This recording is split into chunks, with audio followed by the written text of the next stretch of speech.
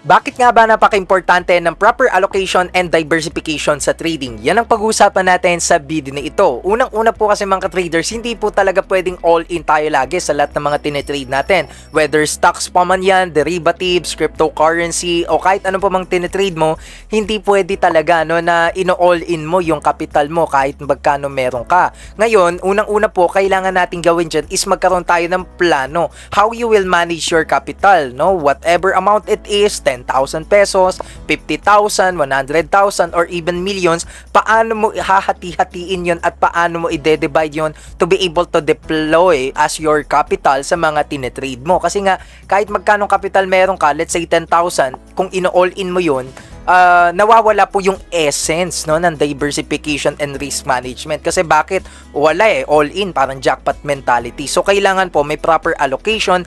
Halimbawa po nito, kung 100,000 meron ka, paano mo manage yung 100,000 mo sa mga trades mo? Ilang trade ba yon?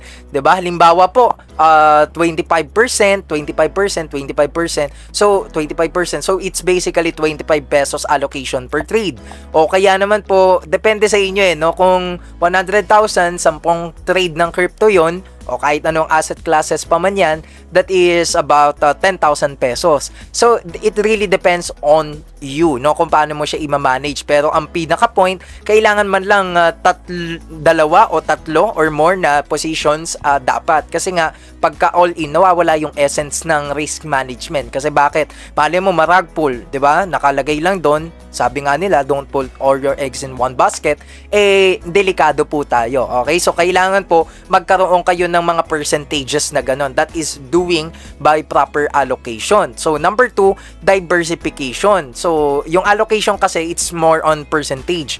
Yung diversification naman, it is more on selection of right assets to invest, Ibig sabihin, saang industry ba tayo magi-invest ngayon? Kasi halimbawa po nito, baka naman naka-properly allocated yung mga resources mo, yung capital mo, pero lahat naman yon nasa isang industry ng meme coin.